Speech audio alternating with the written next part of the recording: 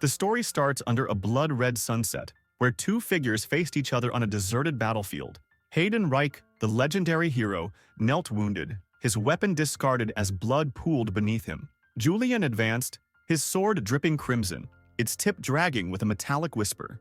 Julian taunted Hayden, remarking that even heroes bled behind gilded walls. He wiped his blade slowly, his slit eyes devoid of remorse, as he coldly addressed Hayden by his title, Fallen Star.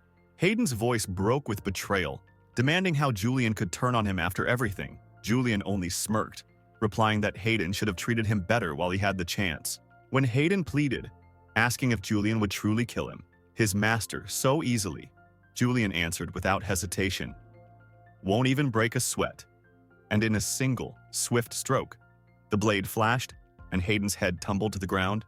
The scene abruptly shifted to a dimly lit bedroom, where Lee Si-hoo, a devoted player of Kill the Demon King, erupted in fury. He grips the monitor in denial, the hero of the Northern Frontline who led everyone, even in the most desperate situations, a genius when it came to hunting demons, and a legend that is nobility in itself. And most importantly, he was the game's protagonist. Lee Si-hoo was gnashing his teeth, questioning why Reich had to die in the most meaningless way possible by his own disciple.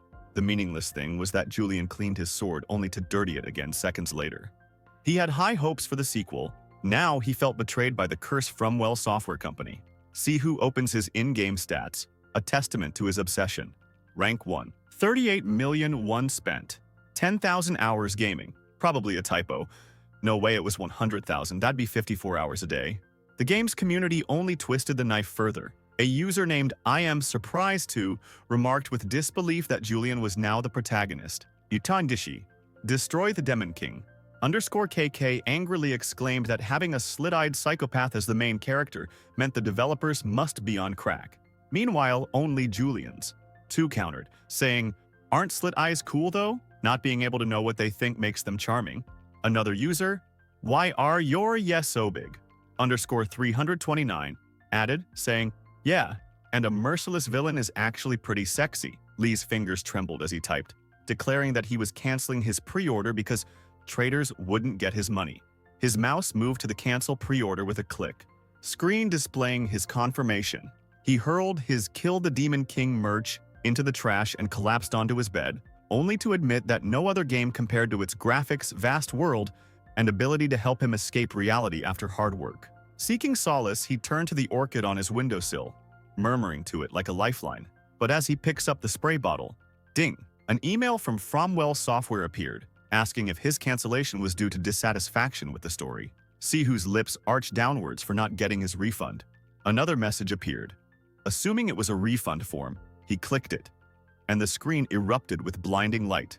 He closed his eyes instinctively. Like a passenger being sucked through an airplane door mid-flight, the screen dragged him into the screen. He scrabbled for the power button. Click. Nothing. With a final scream, the room fell silent. The monitor shut off. Lee Si-hoo, glasses askew and orchid pot falling with him, was swallowed whole by the game that had betrayed him. The cracked earth stretched endlessly under a sickly orange sky as Lee Si-hoo got up, his mind in a mess. Pushing himself up, he scanned the barren wasteland thinking, "Where am I?" But the landscape felt familiar. As he scanned the horizon, a realization hit him. This was the same wasteland where Hayden Reich and Julian had clashed in Kill the Demon King starting now. Before he could process the implications, from a distance emerged a nightmarish scorpion, its armored legs skittering toward him. Lee Si-hoo's breath caught. This wasn't just any monster. It was the Scorpion Demon, a mid-tier boss from the game's early acts. The creature lunged, its massive claw slicing the air. Instinct took over. Lee Si-hoo dodged, then ran, his body moving faster than he'd ever imagined. A notification flashed before his eyes. Character traits unlocked. Exceptional swordsman. Incredible instincts, which allow him to sense a demon's weakness.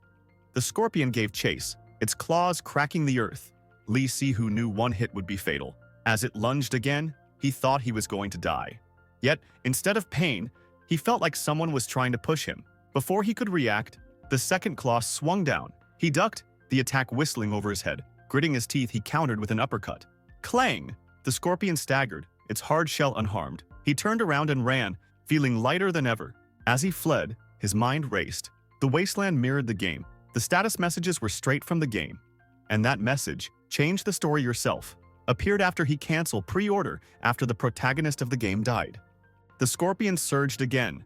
This time he turned around. His hand moved on instinct, fingers closing around the hilt of a sword he hadn't realized he carried. Gritting his teeth, he knew he had possessed the character he put thousands of hours playing.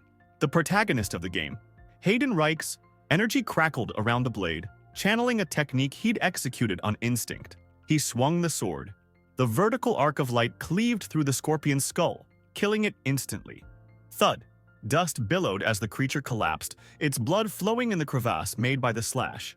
Panting, Lee Si-Hu smirked, as expected of Reich's strength. He sheathed his sword. He looked at his hand, thinking he might be able to change the story and help prevent Reich from being killed by Julian. A game notification appeared. Skill unlocked. Crescent slash. Common attack. He froze. Wait, Hayden doesn't have this move, he thought. A gnawing dread coiled in his gut. Slowly, he pulled back his hood, unsheathed his sword, then angled his sword to catch his reflection in the steel-red eyes. Silver hair. A gaze as cold and sharp as the blade itself. Character identified. Julian Criffhart Plasson. Demon King's vessel. Color of negation. Two-faced traitor. Lee Si-Hu's mind screamed. This is Julian's body, isn't it? But his face, Julian's face, betrayed nothing. Only the faintest part of his lips, as if a slight annoyance. The scene shifted to a mansion where Lee Si-Hu, now Julian Criffhart, stood before a mirror, gazing at his reflection. He muttered bitterly to himself, calling his new identity a walking hypocrisy and the hotbed of betrayal. The name Julian Criffhart Plasson, he thought, was fitting for such a fox-eyed character. He scowled, unable to believe how truly evil he looked. Frustrated, he tried forcing his slit eyes open wider. But they barely changed. He still couldn't accept it. With a heavy sigh, he reminded himself that he had no choice but to live as Julian now. It had already been a week since he'd been trapped in this world. He recounted how he had tried everything to return to reality, shouting at the sky, demanding to be sent back, shaking the status window, even searching for resources. But all his efforts had been in vain. Then, his attention turned to the status window, which displayed Julian's name and character traits, including the fact that he spoke formally at all times. He glared at his reflection, annoyed that even his private thoughts came out so politely. Despite his irritation, he reluctantly admitted that Julian was good-looking. Grudgingly, he acknowledged that he now understood the character's popularity. As he studied his reflection, his head seemed proportionally small compared to his body, perhaps even fitting 8 or 9 times. In Korea, a beauty standard is having a proportionally small head. Meanwhile, a man approached with unsteady steps.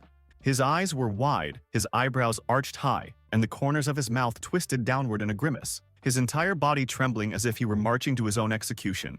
He thought desperately that he didn't want to go, didn't want to meet him. It felt like he was walking into his own grave. A knock interrupted Julian's thoughts. A maid's voice called out, announcing that Sir Herand had arrived. The door opened. Julian turned to see Herand standing there. Julian's mind raced.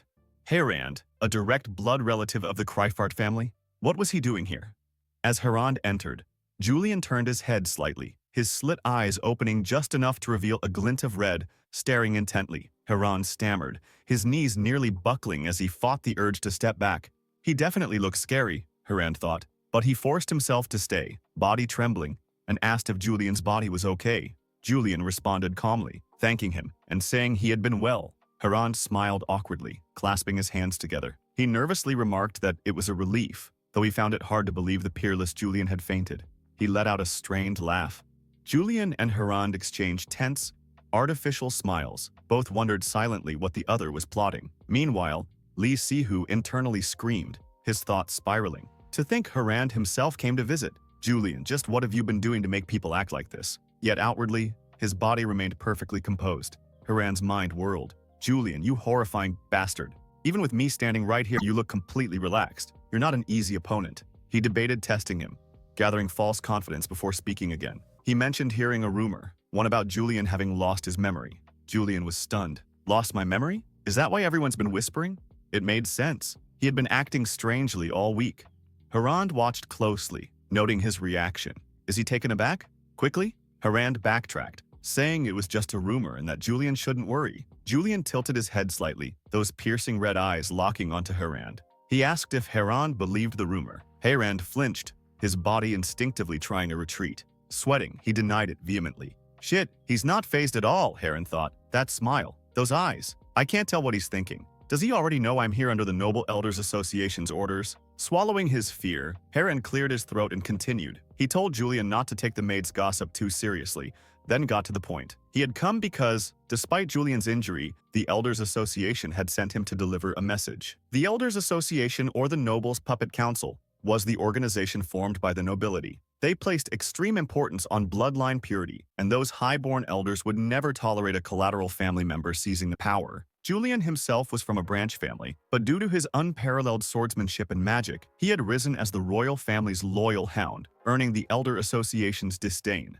To them, he was a threat that needed to be eliminated. And now they'd sent a message. This reeks of a trap. He thought asked Hirand what it contained. Hirand relayed that the Elders Association wanted Julian to participate as an instructor in the Shut Eyes entrance test. The Shut Eyes were a secretive royal organization that carried out missions for the palace while publicly serving as royal guards. They were an elite group comprised of the kingdom's most formidable warriors. Julian was among their ranks, which made this interesting. The elders despised his influence there, but the fact that they chose him for this role made him suspicious. He wondered whether they were testing him or setting him up. Meanwhile, Hirand smiled to himself, knowing that Julian usually saw through the Elders Association's schemes and avoided falling into their traps. He pondered how to convince him this time. To Hirand's shock, Julian suddenly agreed. Hirand stammered in disbelief, pointing out Julian's injury, but Julian merely shrugged, removing his bandages with a casual remark that he had already healed. Hirand's jaw dropped. He thought to himself that Julian was deliberately confronting danger head-on. Not fully understanding Julian's motives, he decided it was best to stay on his good side and urged him to prepare before quickly trying to leave, fearing what Julian might do next. Just as Hirand turned to go, Julian called out, making him freeze in panic. Hirand's mind raced. Was Julian not going to let him leave? But Julian merely approached with a sinister smile, pressing an orchid into Hirand's hands and claiming it would bring him peace of mind. Hirand hurried out, but the moment he was outside, his legs gave way and he collapsed. As he trembled, he remembered Julian's infamous nickname was the Smiling Executioner. In the room, Julian had been looking at the orchids that covered every corner. He exclaimed that he had dealt with one of them, explaining that because of something he had said without thinking, the room had become a field of orchids. He added that he needed to get rid of them like that. Reaching out his hand, Julian remarked that Hirand was waiting, so he needed to prepare to leave. As he picked up his sword, Sihu thought to himself that if it were Julian, he wouldn't do something as idiotic as going outside without the sword. He also considered what he should wear to go out. Upon seeing the strange clothes, he screamed in disbelief, questioning whether Julian was crazy. He criticized the style of the clothes, saying he hated it. Instead, he picked out a white coat. Reluctantly, Sihu admitted that he needed to act perfectly as Julian before stepping out of the room. Outside, he abruptly opened the door, saying he was ready, which startled Hirand, making him yelp. Without waiting for a reaction, Julian declared that they should go, expressing eagerness for the interview and asking where it would take place.